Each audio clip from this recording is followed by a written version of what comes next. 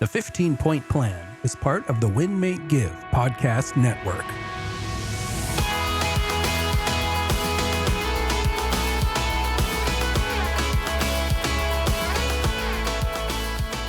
Welcome back to the 15-Point Plan podcast. My name is Ryan Greigg, and as always, I'm here with the most incredible superhuman I know, Jacqueline Smith. The 15-Point Plan. It's a system, right, Jacqueline? It's a way of life. It's one of those things that we just have grown to learn and love because we know it works, because we know we get more energy when we do it, and we get a little bit less stress, right? Absolutely. Energy is so important, and that's essentially what the 15-Point Plan is a system to manage your energy. And our energy impacts everything, doesn't it, Ryan? 100%. It is really hard to do anything in life that we want to do when you don't have the energy. And I love the quote, like, your energy is your currency, or energy, not time, is the fundamental currency of high performance. And Jacqueline, one of the points on the 15-Point Plan and managing your energy is your influences, which we've Mhm. talked about recently, kind of Mhm. negative influences, things to stay away from, Yep. making sure that you're not getting too much negativity in your life. But on the flip side of that, the positive influences and the things that we are learning. And we know one of the ways that we can do that is to put yourself into rooms Mhm.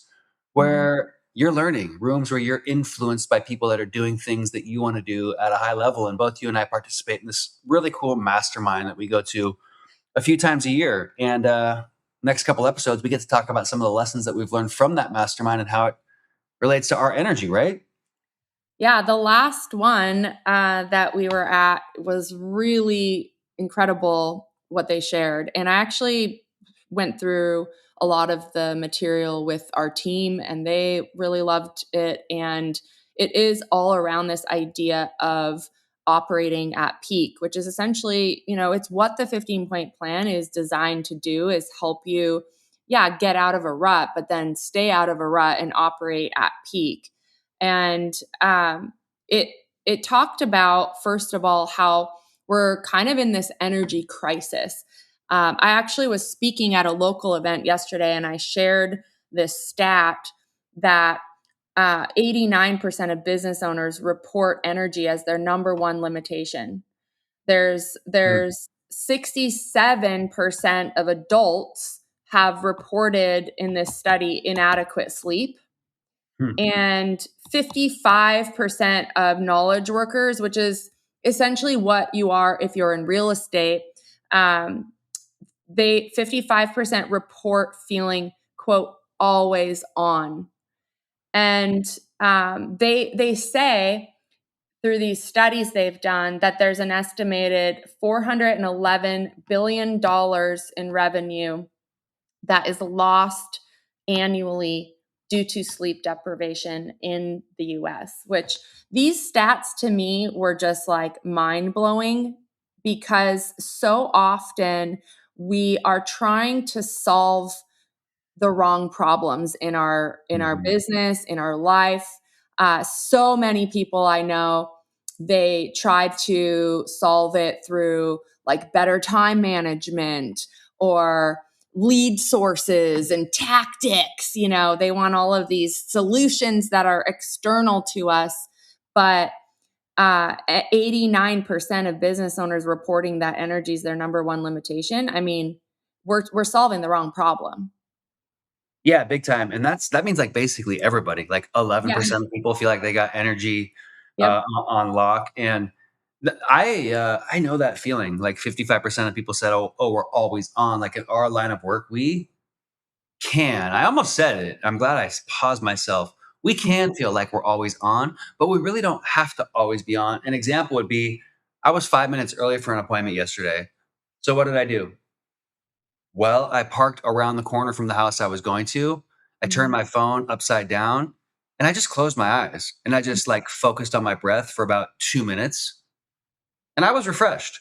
Like it just took 2 minutes of turning off. So I'm Yep. not always on. A quick Mhm. 2 minutes of that. Okay, cool. I got a break. I've recentered myself. I'm re energized and I carried on to that next appointment. It can be as quick as that. Yeah, I love that you did that, and I think most people, probably the 89% that say they, report energy as their number one limitation, I bet you 89% of people would have maybe parked around the corner and scrolled for 5 minutes and then went, oh crap, I got to get in there. And Yeah. they were 1 or 2 minutes late for their appointment. Yeah. And side note, do that when you get home. If you're going home to your family, if you're going home to your loved ones, I highly recommend, in fact, doing just that. Yeah. Literally park around the corner from your house or don't go home quite yet. Spend just a couple minutes. I do this in my garage sometimes. Spend just a couple minutes like decompressing, releasing the day, letting the day go, and closing that circle before you open the next one of the most important people in your life. Yeah, absolutely. So there's some factors that are contributing to these stats we just shared. They are environmental factors, and this is all part of this huge study that they did. And they discovered that really, when you sum it all up, that our modern world was built for productivity, not for our human biology. And so, a couple things on that. Uh, 93% of Americans spend 90% or more of their time indoors. So this disrupts our circadian rhythm, which is like our master clock, which controls every organ in our body. So we are really in more artificial light than what we are designed to be in. So that's one of them. The other one is that the average adult now spends 11 hours daily on screens. So the blue light from all these screens suppresses our melatonin by up to 85% at night, which obviously that contributes to a lot of things. But one of the main things it contributes to is our sleep or lack thereof.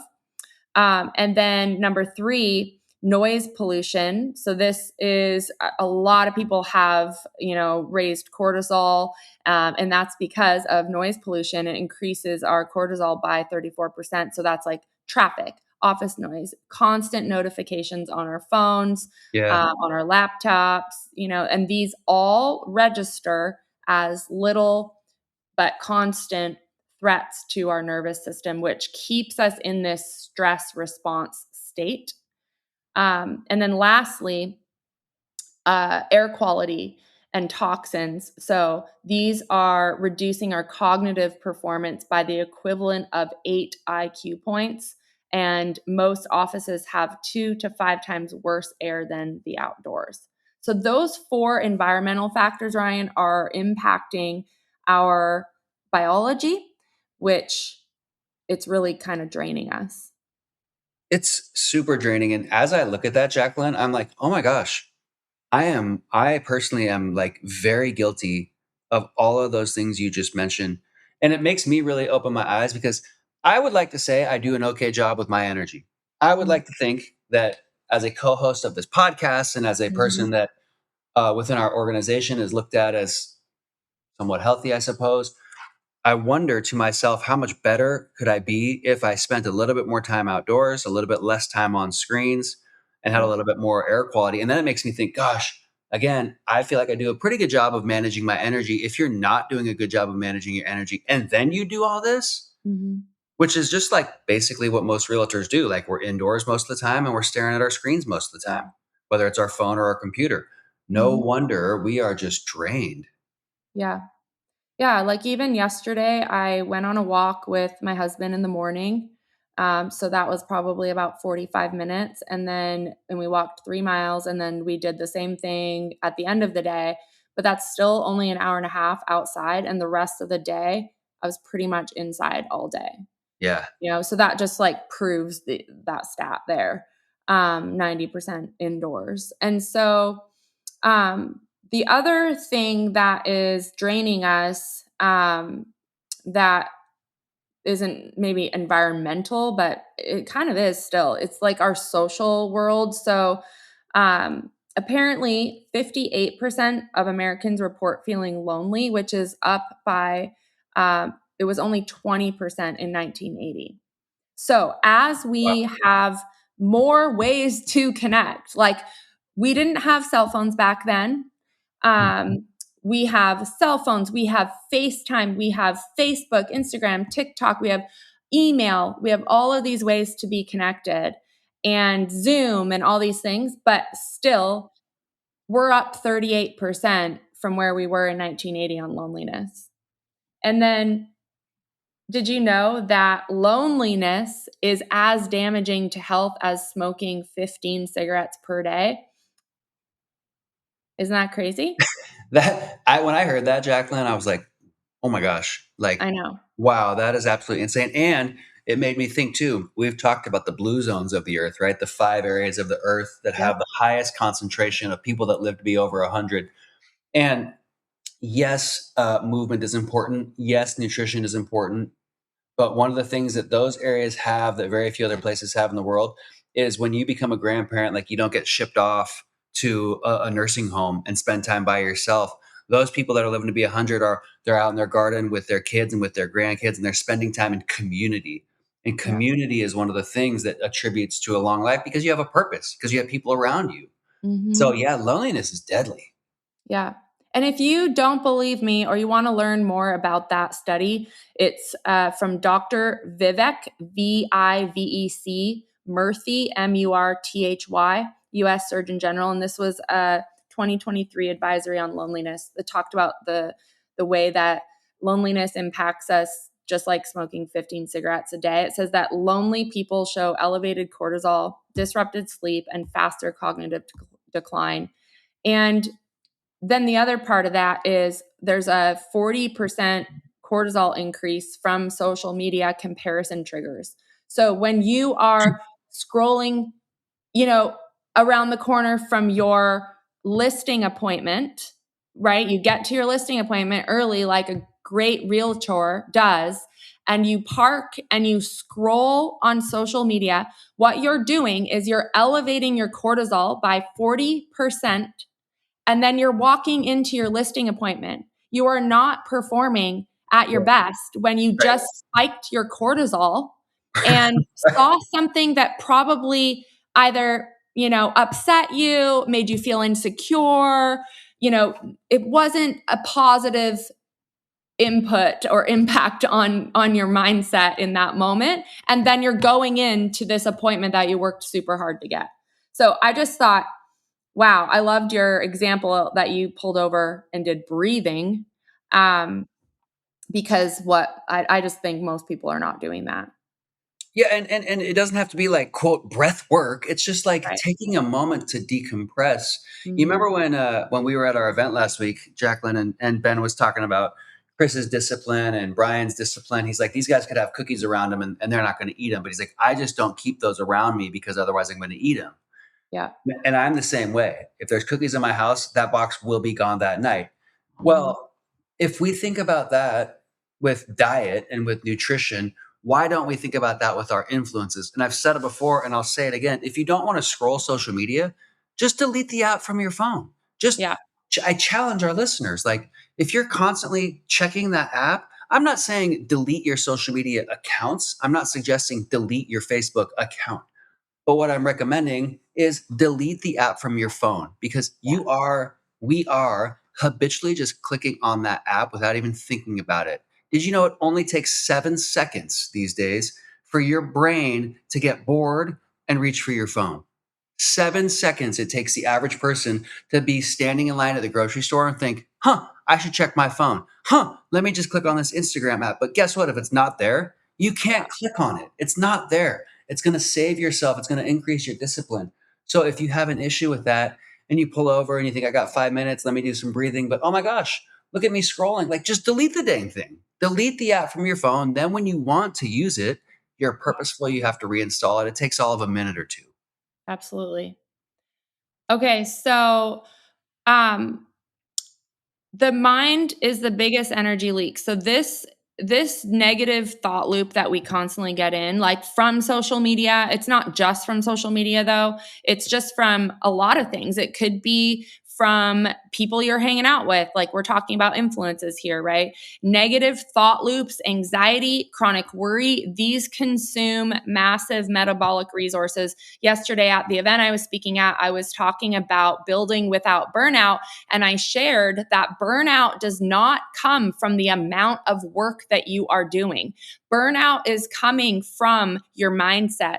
So if you are, for example, in real estate, I know not everyone listening to this is, but in real estate, a lot of agents do not know how to repeat or predict their results in this business. So they are in constant fear, even if it's low grade, they're in scarcity. So they have to make hay while the sun shines. They have to say yes to everyone because they don't know if they're going to have clients next month. And they're living in this constant state of chronic worry and anxiety. And that is what is causing burnout. So it's not the amount of work. They say that the average person has 6,200 thoughts per day. And I know we've talked about this on a past episode, but research shows that 80% of those thoughts are negative and 95% of those thoughts are repetitive. So they're negative and they're repetitive. And that chronic worry activates your amygdala 24/7, which is just consuming glucose, which is meant for your focus. So then what happens is we're in this loop where we are in this negative loop. We have chronic worry and anxiety, which is making it so that we cannot even focus, which then our productivity declines even further. Just give me a cookie. Like, just screw it. Just give me a cookie. Let me go sit on the couch and like lose all motivation. It's super interesting, Jacqueline, how much all this stuff combines. And it's like, it sounds crazy, but it makes sense. Like, we just wake up and we start thinking and these negative thoughts come to us. And if we don't take action and do something about it, it's really, really easy to stay in a negative state and not feel good. Yeah. So we're going to keep talking through this because there's this saying that Ben Kinney said that I think is so powerful. And I know we mentioned this on a previous episode, but it's not everything, but there's a lot of things that we think are psychological and they're actually biological. And so we're going to spend some time talking through this stuff in more detail on the next episodes. And we're going to go into how to fix it. But these are real studies that I think are super eye-opening. It's not, I don't personally think for me at 47, like fixing this stuff is not a luxury to me. It's a necessity. There are so many factors that are contributing to things like Alzheimer's that we're going to get into as well.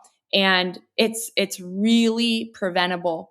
And so I'm really passionate about this right now because I do believe that you can do a great job in whatever industry you are in. Even if others around you are building a certain way, in an unhealthy way, in a way that doesn't support their life and their biology, I do believe that we can build a business in a healthy way that doesn't destroy our families and our health and our biology in the process. So I'm super passionate about this. I know Ryan is too, because that's why we do this 15-point plan, because these are little ways that we fix these things over time. And so we're going to unpack more of this. I hope this was eye-opening. I hope you are on the edge of your seat. Can't wait for the next episode to figure out where we go with this, because there are solutions to all of these problems. That's right. And next episode, Jacqueline, we're going to jump into what's called the energy audit. So we're going to give our listeners a way to actually go through your life and decide, how am I doing in these areas? And then what are some tips and tricks that we can do to increase? So stay tuned to the next episode. Don't forget, you can check all past episodes at winmakegive.com. And you can catch up with both Jacqueline and myself on all social media platforms, Jacqueline Ray Smith and Ryan Park Greigg. We'll see you on the next episode, everybody. Bye, everyone.